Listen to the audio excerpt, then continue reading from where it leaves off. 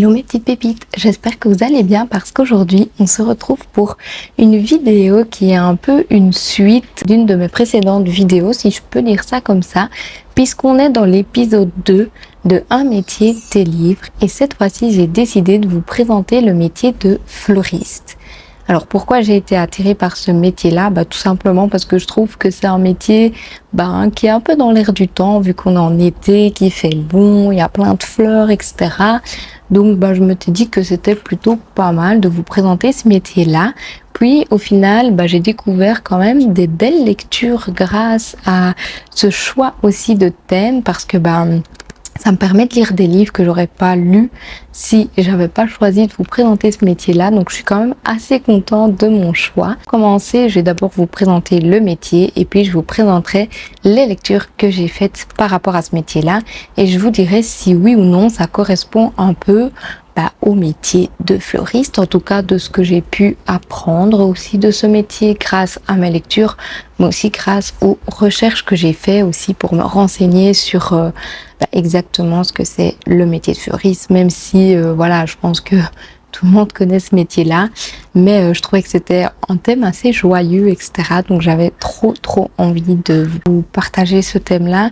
Et comme deuxième épisode, je trouvais ça pas mal. Si vous avez des idées de métiers sur lesquels je pourrais travailler pour les prochaines vidéos, n'hésitez pas à me le dire en commentaire. Je suis preneuse en tout cas. Pour moi, c'est hyper intéressant aussi de me tourner vers des choses que je connais un peu moins et de découvrir tout ça grâce à la lecture. Je suis désolée, je chipote à mes cheveux, mais il fait de nouveau très chaud, donc mes cheveux m'énervent déjà. Enfin bref, c'est comme ça, j'ai l'habitude. Le métier de fleuriste, qu'est-ce que c'est? C'est un spécialiste dans la vente de fleurs. Je pense que jusque-là, il n'y a pas trop de surprises par rapport à ça. En général, ils sont indépendants. C'est même 99% de chances qu'ils soient indépendants. Donc, c'est une particularité aussi parce que, je pense que si vous voulez être fleuriste, il faut en tout cas avoir votre diplôme de gestion ou en tout cas quelque chose qui s'y rapproche pour pouvoir ouvrir votre propre boutique de fleurs. Dans ce métier, il y a deux aspects fondamentaux qui est forcément l'art floral, mais aussi l'art de la vente, puisque vous êtes indépendant. Enfin, si vous êtes une grosse boutique de fleurs, je suppose que vous avez d'autres vendeurs, etc. avec vous, mais c'est vrai qu'en général, dans les petites boutiques de fleurs, c'est généralement la même personne qui vend, etc. Donc, il faut être d'un côté doué avec l'art floral et d'un autre côté avec la vente. Dans le magasin en tant que tel, le fleuriste doit faire attention à pas mal de choses, notamment la lumière, l'humidité, la température, pour qu'en fait leurs fleurs puissent évoluer correctement et ne meurent pas en fait du jour au lendemain parce que il n'y a pas les bonnes températures ou la bonne luminosité, etc. C'est vrai que c'est des paramètres auxquels il faut faire quand même assez attention et on se rend peut-être pas compte quand on est client de tout ce qu'il y a en fait derrière toutes ces fleurs et l'entretien en fait qu'il faut pour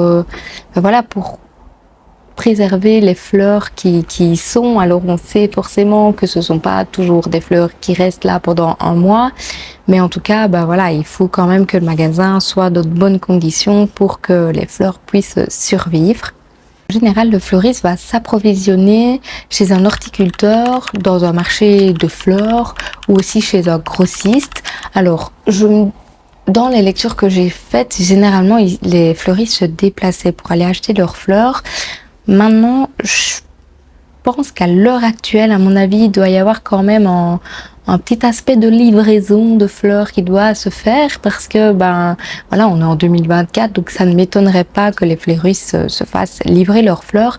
Mais en tout cas, généralement, les fleuristes vont eux-mêmes sélectionner leurs propres fleurs en fonction de la qualité, de ce qu'ils veulent vendre dans leur magasin, etc.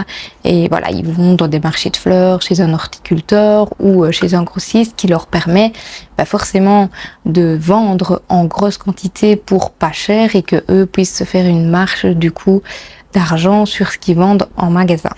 La dernière caractéristique du fleuriste, c'est forcément qu'il doit s'y connaître en fleurs, en composition florale. Il doit également connaître les caractéristiques des fleurs, donc les significations, à quelle période on les vend, pour quelle occasion, etc. Je pense que c'est quelque chose d'assez important parce que les fleurs, malgré tout, c'est un truc qui perdure dans le temps, même si c'est vrai qu'à l'heure actuelle, peut-être que on en offre un peu moins qu'avant, mais je pense que c'est quelque chose qui va perdurer.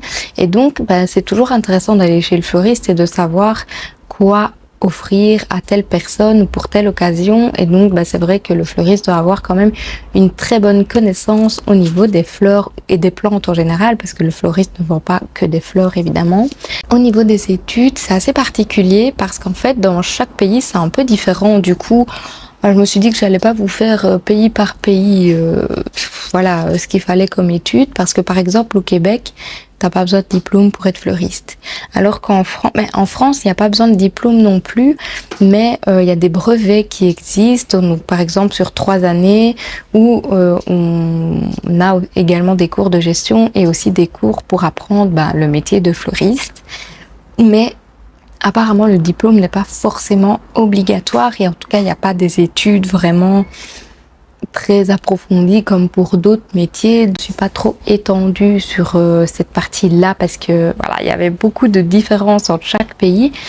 Au niveau des livres que j'ai lus, le premier livre que j'ai lu avec le métier de fleuriste, c'est Un printemps pour te succomber, il me semble. En tout cas, c'est la saga Saison de Morgane Moncomble. Et c'est un peu ce livre-là qui m'a donné l'idée de faire une vidéo sur le métier de fleuriste. Pour l'histoire, on suit 2 personnages. Donc, on suit une femme et un homme. La femme est fleuriste. Pour se faire de l'argent, elle essaye d'avoir des gros événements à préparer, donc style des mariages ou des enterrements, même si c'est un peu plus triste, etc. Elle va rencontrer un client et pour elle, ce client, en fait, il veut l'engager en tant que fleuriste pour son mariage. Et donc, du coup, lorsqu'elle va au rendez-vous, elle se pose des questions, mais sans être explicite. Et donc, du coup, elle pense qu'on la veut pour ses qualités de fleuriste, alors que le mec veut l'engager pour être sa fausse petite amie et sa fausse future femme, pour qu'en fait les médias lui foutent la paix parce que c'est un mec assez connu et donc pour qu'on le laisse tranquille, il aimerait bien juste engager une personne qui joue une fausse petite amie et une fausse future femme. Et donc du coup, au début c'est un peu brouillon parce qu'ils se comprennent pas et tout, et puis quand la femme comprend réellement ce qu'il veut, elle se dit mais attends, moi j'avais juste envie d'exercer mon métier et c'est tout. Et du coup, quand il lui dit la somme qu'il veut lui payer pour faire ça, elle qui est en manque d'argent se dit mais en fait je vais accepter parce que j'ai besoin de thunes. Et donc voilà comment ils se rencontrent et voilà comment leur future histoire d'amour va évoluer. Du coup, au niveau du métier de fleuriste, on ne suit pas la jeune femme en tant que telle dans son métier, mais ce que j'ai adoré, c'est toutes les références qu'elle fait au niveau des fleurs. On sent qu'elle est passionnée par ce métier, on sent qu'elle est passionnée par les fleurs et que c'est vraiment quelque chose qui la touche particulièrement. Et donc, elle fait beaucoup référence aux fleurs pour caractériser les personnes et pour un peu imager en fait les personnalités de chacun. Et donc, j'ai trouvé ça hyper intéressant parce que ça permet de bien s'imaginer en fait comment sont les personnes et quelles fleurs on peut associer à quel caractère. Donc pour moi, dans ce livre, c'est plus ce côté-là du métier de fleuriste qui est mis en avant. Donc c'est surtout la connaissance des fleurs qui est vraiment bien exploitée. Maintenant, le métier en tant que tel, on ne la voit pas forcément s'occuper de sa boutique, on ne la voit pas s'occuper d'événements, etc. Enfin, c'est pas la place première en tout cas du métier.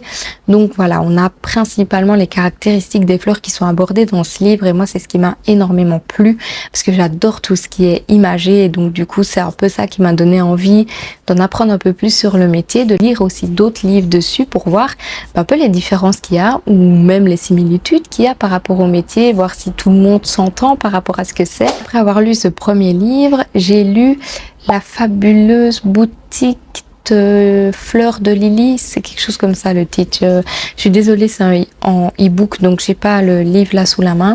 Mais bon, je vous mettrai la photo comme d'habitude, donc vous comprendrez vite quel est le titre de ce roman. Et là, par contre, on rentre vraiment au cœur du sujet. Vraiment, le métier de fleuriste, c'est le truc principal de l'histoire. Enfin, principal, oui et non, parce que forcément, il y a une histoire d'amour, etc. derrière. Mais en tout cas, on suit tout le métier de fleuriste de A à Z. Et ce que j'ai adoré aussi, c'est qu'en fait, à la base, on suit une jeune femme qui travaille dans une société assez connue, etc. Mais ça ne lui correspond pas. Et donc elle, ce qu'elle veut, c'est quitter sa ville, aller habiter au bord de la mer et ouvrir sa propre boutique de fleurs. Et donc, en fait, ce qu'on a dans ce livre, c'est qu'on a toute l'évolution de l'ouverture de sa boutique de fleurs, des difficultés que c'est d'être indépendant aussi, parce que forcément, quand tu es indépendant, bah, tu dois compter que sur toi-même pour faire tourner le commerce, etc. En fait, toutes les caractéristiques que je vous ai citées dans la présentation du métier de fleuriste sont vraiment, vraiment bien représentées dans ce livre. Et quand je l'ai lu, mais je me suis dit qu'en fait, c'était un super bon livre pour apprendre à connaître le métier parce qu'on est vraiment au cœur du sujet. Alors, au-delà du sujet de fleuriste, on suit une jeune femme qui du coup est avec un mec qui ne comprend pas sa passion pour les fleurs et qui ne comprend pas son choix d'avoir quitté un boulot qui lui rapporte énormément, dont en plus elle allait passer chef, etc. pour en fait ouvrir une boutique de fleurs. Et donc du coup, on est un peu dans ce truc de relation toxique où la femme sort avec ce mec, mais elle finit par se dire, mais en fait, il me comprend pas, c'est pas la personne qu'il me faut parce que, il me suit pas dans tout ce que je fais, il fait genre que si, mais au final, on sait très bien que c'est pas ce qu'il pense. Donc du coup, elle va rencontrer d'autres personnes là où elle va aller habiter. Elle va se faire 2 meilleures amies qui sont d'ailleurs hyper chouettes. Et elle va rencontrer également un autre homme avec qui elle va avoir des relations, etc. Et qui va un peu lui ouvrir les yeux sur sa relation avec son petit copain de base. Donc voilà un petit peu l'histoire. Alors c'est assez feel good, des good vibes. Donc du coup c'est pas une histoire avec des énormes plot twists, etc. Enfin voilà, c'est une histoire très feel good, donc ça se lit assez rapidement. Mais moi je l'avais lu principalement pour le métier de fleuriste et j'en ai appris énormément. En fait, avant de me renseigner sur la définition du métier de fleuriste, j'ai d'abord lu tous mes livres et j'ai regardé la définition après pour voir si ça concordait. Et là, dans ce livre, on est clairement sur la bonne définition du métier de fleuriste, puisqu'en fait, donc on suit cette jeune femme qui ouvre son magasin. À l'intérieur de son magasin, elle a une chambre froide pour garder au frais certaines de ses fleurs, etc. Parce que elle va pas exposer toutes les fleurs qu'elle vend. Donc ça, c'était hyper intéressant à voir. Dans ce livre-là, en fait, la fleuriste va chercher ses fleurs au marché de fleurs et donc elle doit se lever hyper tôt le matin, genre elle se lève à 4 ou 5 heures du matin pour aller acheter toutes ces fleurs, puis les ramener à la boutique, les installer avant que sa boutique de fleurs n'ouvre. Et d'après ce que j'ai compris, elle y allait quand même au moins une fois par semaine. C'était hyper intéressant à lire parce qu'au final, elle se rend compte que toute seule, elle va pas y arriver. Du coup, elle engage une personne qui va lui-même acheter les fleurs au marché aux fleurs et qui les livre au magasin. Donc du coup, ça c'était quand même un point assez chouette. Ça montre vraiment en fait ce que c'est le métier de fleuriste et tout ce qui tourne autour, tout ce qu'un fleuriste doit faire, parce qu'à chaque fois qu'elle fermait sa boutique, on avait la phase où elle doit ranger, où elle doit nettoyer, où elle doit enlever les fleurs qui ne sont plus bonnes, ou réaménager ses fleurs, etc. Donc franchement, on avait vraiment tous les côtés du métier qui étaient mis en avant et c'était super chouette. Alors on voit également que la période de la Saint-Valentin est une période très très très importante pour les fleuristes, vu que c'est là qu'ils vendent le plus de fleurs en général. Elle n'arrivait pas à livrer tout ce qu'elle devait livrer, elle n'arrivait pas à vendre tout ce qu'elle devait vendre. Donc elle avait pris ses 2 meilleurs potes pour l'aider ce jour-là. Et donc c'était assez chouette aussi d'avoir ce côté-là, l'entraide qu'il doit y avoir aussi quand on est indépendant, parce que forcément on ne sait pas payer des vendeurs, on sait pas payer des femmes de ménage, etc. Et donc du coup c'est chouette aussi de voir que quand on est indépendant, il faut avoir de l'entourage pour aussi qui est cette entraide en fait et qu'un indépendant puisse s'en sortir, en tout cas au début. On voit aussi les difficultés qu'elle a à avoir un salaire correct, enfin on voit vraiment tout, on voit les côtés positifs, les côtés négatifs et moi j'ai adoré me plonger dans cette histoire, je trouvais ça génial Et alors, ce qui était chouette aussi, c'est qu'on voit que au-delà donc des compositions de bouquets, de plantes, etc., souvent, elle confectionne aussi des couronnes de fleurs ou des couronnes pour des mariages, des trucs un peu plus particuliers que des bouquets. Et donc, c'était assez chouette aussi. Alors, les fleuristes vendent aussi parfois des décorations dans leur magasin. Et donc là, c'est ce qu'elle nous montre aussi. Parce que pour gagner de l'argent, il fallait qu'elle essaye de vendre autre chose. Donc, on a vraiment tous les côtés de ce métier qui sont représentés. Et j'ai adoré, vraiment. Le prochain livre du coup que je vais vous présenter n'est autre que Jamais plus de Colleen Hoover. Donc ici on suit Lily qui également veut devenir fleuriste et veut ouvrir sa boutique de fleurs. Donc elle va acheter un bâtiment qui est totalement à l'abandon depuis des années et elle va le remettre à neuf pour ouvrir sa propre boutique de fleurs. Elle est aidée par une jeune femme qui se trouve être la sœur d'un mec qu'elle a rencontré peu de temps avant et donc ce mec, vous vous doutez que ça va devenir la personne avec laquelle elle va se mettre en couple et même se marier assez rapidement. Mais ce mec ne s'avère pas être celui qu'il prétend être. Enfin, je dis ça, mais en fait, comme ça livre sur les violences conjugales, vous vous doutez que ce mec va être violent envers Lily. Maintenant, je trouve que c'est aussi une personne qui ne se rend pas forcément compte qu'elle est violente à la base. Enfin, voilà, il y a beaucoup de choses qui sont abordées dedans. Je vais pas vous refaire le résumé parce que j'ai l'impression que je vous le fais tout le temps vu qu'il y a le film qui est sorti il y a pas longtemps, etc. En tout cas, pour vous parler du métier de fleuriste, je trouve qu'il n'est pas énormément exploité puisque on a l'ouverture de la boutique de fleurs qui se passe au début du livre, mais après c'est vrai que à part aller travailler à la boutique de fleurs, on n'a pas les backstage, si je peux dire ça comme ça. Donc c'est assez décevant. Maintenant, le livre reste pépite juste parce que ça parle des violences conjugales et que c'est super bien abordé. Donc voilà, moi j'ai adoré l'histoire, mais pour ce qui est du métier de fleuriste, je trouve que c'est pas exploité comme du coup dans Un printemps pour te succomber ou comme dans la fabuleuse boutique de fleurs de Lily, justement. D'ailleurs, elle s'appelle aussi Lily. Donc du coup, voilà, au niveau du thème, c'est super chouette, mais au niveau du métier de fleuriste en tant que tel, on y est bof bof. Ensuite, j'ai lu L'appel de l'ange de Guillaume Musso que je vous ai également présenté il y a pas très longtemps dans un update lecture. En fait, l'histoire ici, on suit une jeune femme et un jeune homme qui se bousculent dans un aéroport et qui vont échanger leur téléphone à cause de ça. Donc du coup, ils vont se contacter chacun vu qu'ils connaissent eux-mêmes leur propre numéro de téléphone, mais le temps qu'ils se retrouvent, vu qu'ils sont à l'opposé du globe, ils vont en apprendre plus sur l'un et l'autre grâce à leur téléphone. Et donc, du coup, on va découvrir que la jeune femme était enquêtrice et qu'il y a une enquête qui lui tient énormément à cœur, mais qui finalement n'est pas forcément résolue. Et donc, du coup, le mec veut essayer d'aider la fille pour résoudre cette enquête et donc on abandonne vite ce métier de fleuriste qui est vite remplacé par le métier d'enquêtrice. Je vais dire que le métier de fleuriste, on en parle peut-être vraiment qu'au tout début du livre et puis après c'est pas du tout le sujet principal, donc on tourne vite autour de l'enquête qui n'a pas été résolue, de leur histoire d'amour, de la vie aussi du mec qui est assez intéressante, etc.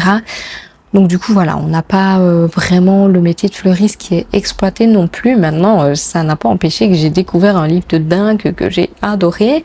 Mais voilà, au niveau du métier de fleuriste, c'était un peu bof bof. Et ensuite, les derniers livres que j'ai lus par rapport au métier de fleuriste, c'est la saga Palisade Park. Alors j'ai lu la saga entière parce que, évidemment, la fille qui était fleuriste était dans le tome 3. Donc du coup, je me suis dit, je vais pas lire que le tome 3. Donc j'ai lu le tome 1 et 2, qui n'a du coup rien à voir avec le métier de fleuriste. Et puis j'ai lu le tome 3, qui a tout à voir avec le métier de fleuriste. Donc pour vous résumer l'histoire, à la base, on suit une jeune femme qui emménage à Palisade Park. Palisade Park, c'est une nouvelle résidence qui a ouvert au bord de la plage, etc. Et donc, du coup, elle emménage là-bas. Là-bas, elle va rencontrer deux jeunes filles qui vont devenir ses meilleures amies. Et donc, les autres livres sont forcément les deux meilleures amies de la première. Il y a une histoire d'amour dans chaque tome puisque on a également trois jeunes hommes qui sont meilleurs amis, qui habitent à Palisade Park et qui vont donc se mettre en couple avec chacune des filles. Donc, voilà. Au niveau de l'intrigue, en fait, on est un peu dans Petit secret entre voisins et Desperados 5 parce que il y a des énigmes à résoudre entre voisins, il y a des petits secrets qui ne peuvent pas être révélés, etc. Enfin bref, c'était super chouette comme ambiance, c'est très summer vibes, enfin j'ai surkiffé. Mais du coup, ce qui nous intéresse, c'est le tome 3, puisque c'est dans le tome 3 qu'on suit la jeune fille qui est fleuriste. Ici, au niveau du métier de fleuriste, on va suivre Ava, qui est une jeune femme d'une vingtaine d'années et qui est passionnée par les fleurs. On le sent parce que elle est toujours habillée d'une couronne de fleurs qu'elle confectionne elle-même. Elle confectionne également des attrape-rêves qu'elle vend à la boutique, justement comme je vous le disais précédemment, pour gagner un peu plus de sous. Alors ici, la jeune femme est engagée dans une boutique de fleurs qui appartient à un vieux monsieur, et donc du coup elle est là pour l'aider parce que lui il est proche de la retraite, etc.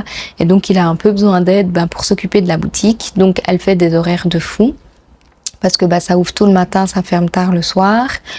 On a quand même un petit peu le résumé de ce que c'est le métier de fleuriste. Maintenant ici, ce qui est intéressant, c'est qu'on va suivre un braquage qui a eu lieu dans la boutique de fleurs. Donc on a un peu toutes les conséquences que ça a pour elle, mais aussi pour le monsieur qui ouvre cette boutique de fleurs. Le métier de fleuriste est bien mis en avant parce qu'on sent que Ava, elle adore son métier, c'est une passion pour elle et elle ne pourrait faire que ça de sa vie, elle le ferait, mais genre vraiment. Et donc ça, c'était trop chouette parce que de nouveau aussi, on a un peu les caractéristiques des fleurs et des personnes qui se regroupent. Donc ça, c'était assez intéressant. Mais on la voit pas énormément dans la boutique de fleurs, forcément, vu qu'elle a été braquée et qu'on doit découvrir pourquoi sa boutique de fleurs a été braquée.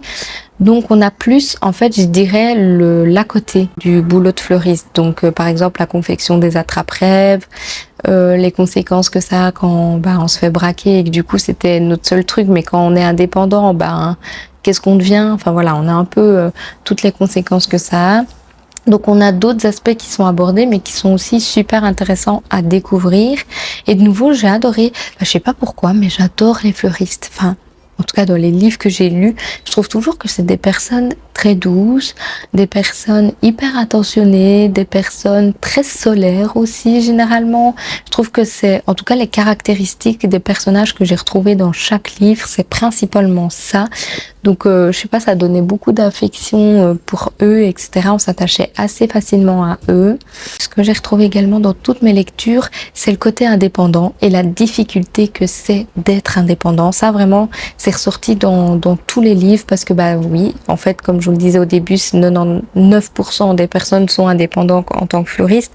Et donc du coup, dans chaque livre, on a vraiment la difficulté que c'est, mais aussi la joie que ça leur apporte et la fierté que ça leur apporte de voir quand leur commerce fonctionne, que c'est satisfaisant en fait de se dire voilà, j'ai passé tout ce temps à essayer d'ouvrir ma boutique de fleurs, à l'aménager, à aller acheter les fleurs, etc.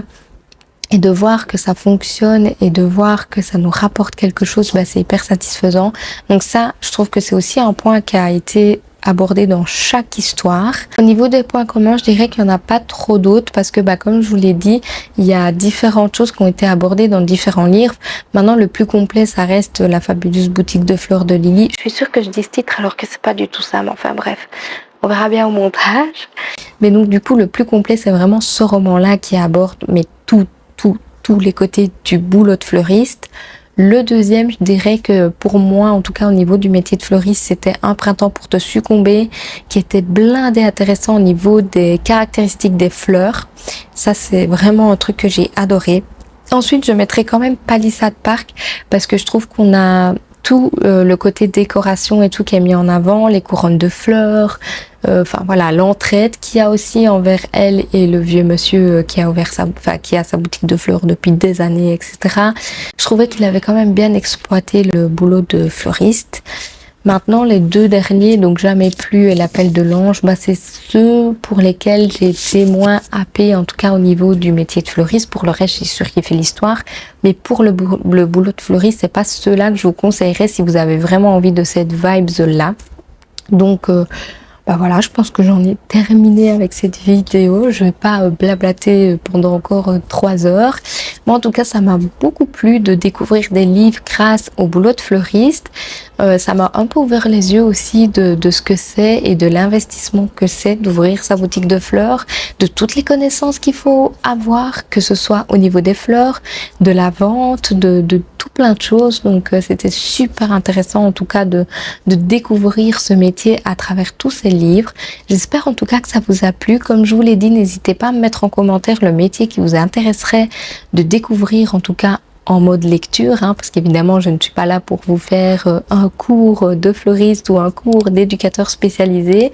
Mais voilà, on est sur le 2e épisode, donc évidemment il y aura un 3e épisode. Et en attendant, je vous dis à la prochaine dans une autre vidéo. Bye!